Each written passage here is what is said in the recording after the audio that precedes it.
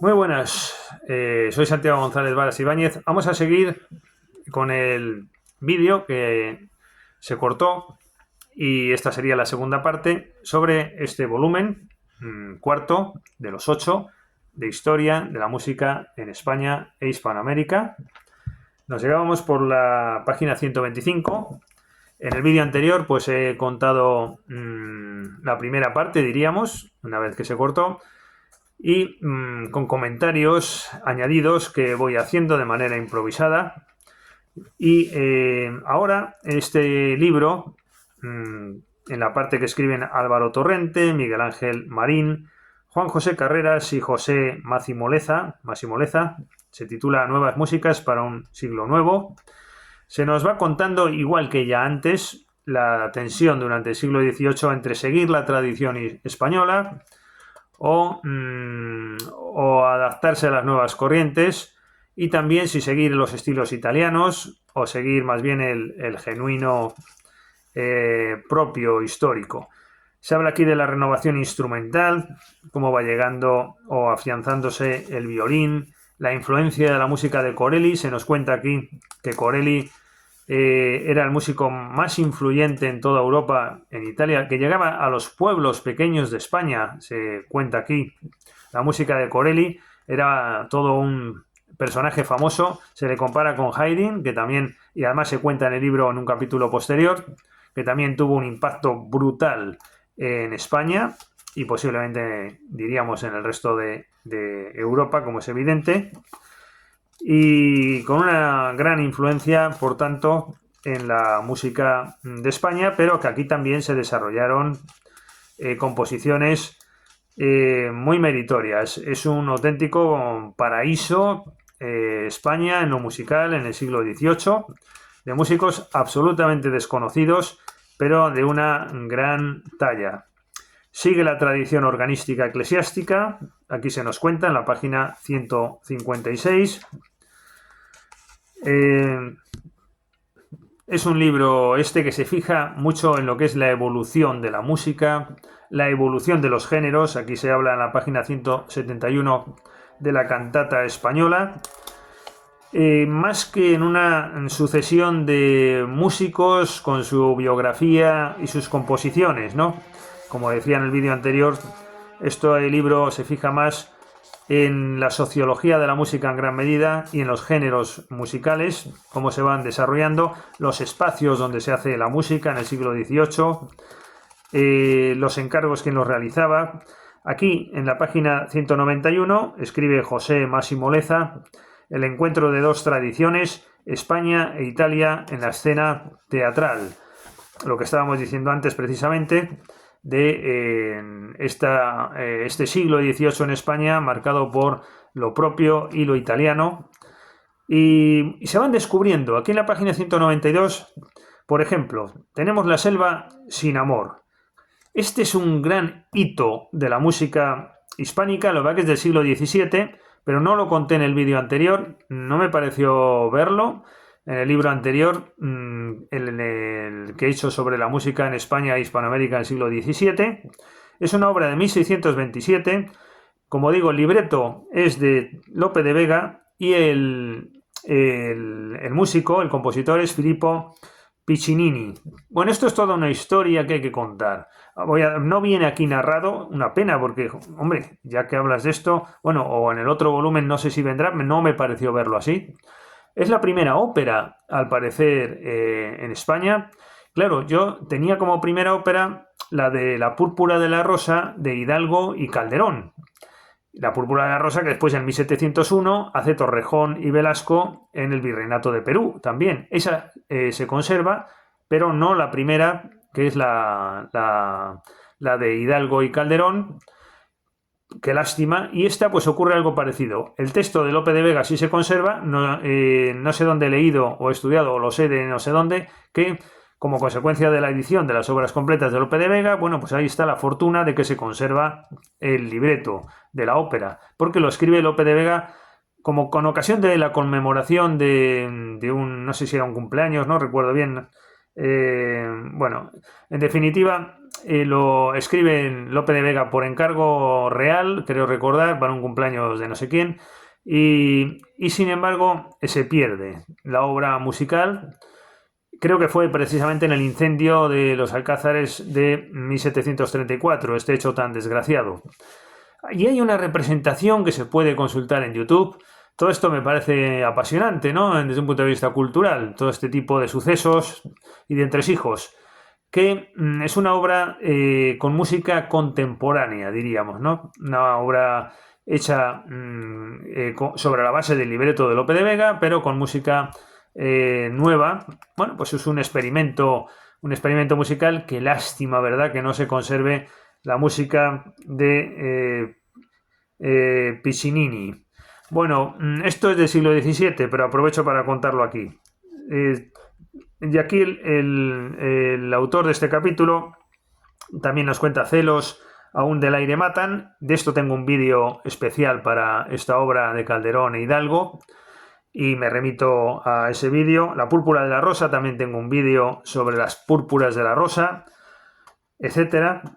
Y aquí se cuenta un poquito esto también. La corte madrileña en tiempos de guerra, claro, esto fue todo un episodio, como Carlos II, que se autoproclama Carlos III, ¿no? Va a Barcelona, donde instala la corte en 1701 o 2 por ahí.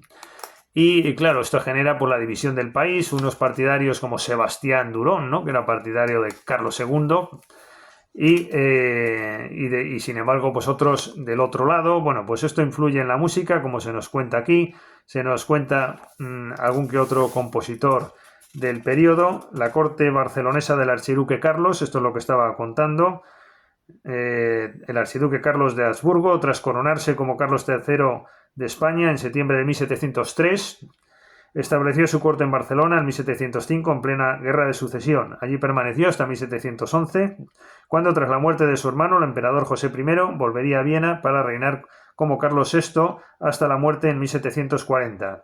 La sólida formación musical recibida en la corte imperial y el deseo de emulación del modelo vienés le llevaron a impulsar un ambicioso programa de celebraciones áulicas equiparable a las mejores cortes europeas, y donde la ópera italiana, importada en todos sus elementos, ocupará un lugar central. Bueno, aquí lo que decía en el vídeo anterior, ¿no?, los grandes productores de la música, y ahí está el gusto, se refleja, quiero decir, en este hecho, es la monarquía absoluta, los ilustrados, la nobleza, y esto es lo que provoca, pues, que se haga música de interés. Y es lo que provoca la masificación de música, los encargos por doquier, etcétera, y la cantidad de músicos que hay, ¿no? Pues una sociedad muy distinta de la nuestra, donde este fenómeno cultural tan importante que es esencial del estado de la cultura, esto sí era un estado de la cultura en sentido genuino, diríamos en sentido constitucionalista pleno. Esto sí es un estado de la cultura, no es la versión de la democracia sobre el estado de la cultura, no. Esto es la cultura auténtica, en sentido genuino, que es cuando proliferan músicos, cuando hay un músico en cada iglesia exagerando, o en cada corte, o con cada noble, y la duquesa de Osuna, y el no sé quién, y el otro, todos tienen músicos, y produciendo música. Ese es el estado de la cultura, y no la milonga que tenemos hoy subvencionada, etcétera, etcétera. Bueno, sigue hablando el libro aquí de la asimilación del escenario europeo, continuidad y renovación en el repertorio litúrgico, tradición versus renovación, la tensión que estábamos hablando, ¿verdad?, en el canto llano y en otras, en la música polifónica, de la tradición y de las influencias. En la página 271 sale Scarlatti. Ya digo que este libro no espere el lector encontrar un capítulo de Scarlatti, otro de Brunetti, otro de José de Nebra. No va así el libro, y va contando las obras desde el punto de vista de las preferencias del melómano. Simplemente aquí más bien son capítulos sobre temas musicales y de vez en cuando sale un compositor. Es verdad que Scarlatti, por fortuna, sí se le dedica. Pero, por ejemplo, Santiago de Murcia, que sale aquí entremezclado con Scarlatti en la página 279, pues Santiago de Murcia, pues hombre, pues creo que igual merecía un capítulo aparte para localizarlo bien, ¿no? Por parte del melómano, enterarse bien de las producciones musicales, ver si se nos escapa como melómanos algún compositor importante, y porque aquí en definitiva de lo que se trata también es de coger cultura, de disfrutar, pero también de tomar referencias musicales para poder después deleitarse en ellas, ¿no? Los 30 sonatas de Albero se mencionan aquí, y comparación de las colecciones con 30 sonatas de Scarlatti, Rodríguez y Albero. Aquí hay un esquema, una tabla. La verdad es que es una tabla magnífica en la página 268, donde nos va comparando cómo son las sonatas de Scarlatti, las de Rodríguez y las de Albero. Y va diciéndonos aquí como, pues por ejemplo, en Rodríguez, gran variedad de tempos, desde graves y andantes a alegros y vivos. Sin embargo, en Scarlatti la mayoría de los tempos son rápidos o muy rápidos, con presencia masiva de escritura virtuosística. Y en Albero, sin embargo, predominio de alegros, aunque un tercio de las sonatas son andantes, con un adagio en general tiempos moderados. Te va comparando las tonalidades, te va comparando las estructuras de las sonatas. Me ha parecido muy interesante estas tablas.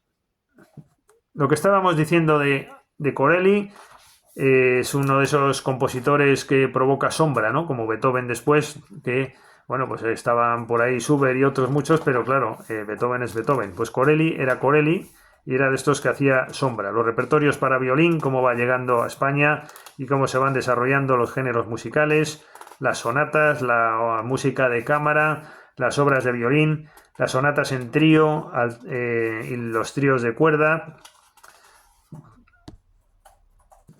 Se hacen alusiones de nuevo, porque esto se trató antes, ahora se vuelve a tratar, después se corta, a Farinelli, también a José de Nebra y la metamorfosis de la zarzuela. Hay muchas partituras también que se van intercalando en el libro, y aquí en la página 333 hay una valiosísima tabla donde se nos cuenta, es la tabla 23, las óperas y serenatas representadas en Madrid entre 1730 y 1760. Y es muy interesante esto, porque hay muchas referencias para el deleite del melómano. Pues va contando el título de la obra, la fecha cuando se representa en Madrid, nos va contando el dramaturgo, que si Cañizares, que si Metastasio, que si Bazzano, y después el compositor, Francesco Corradini,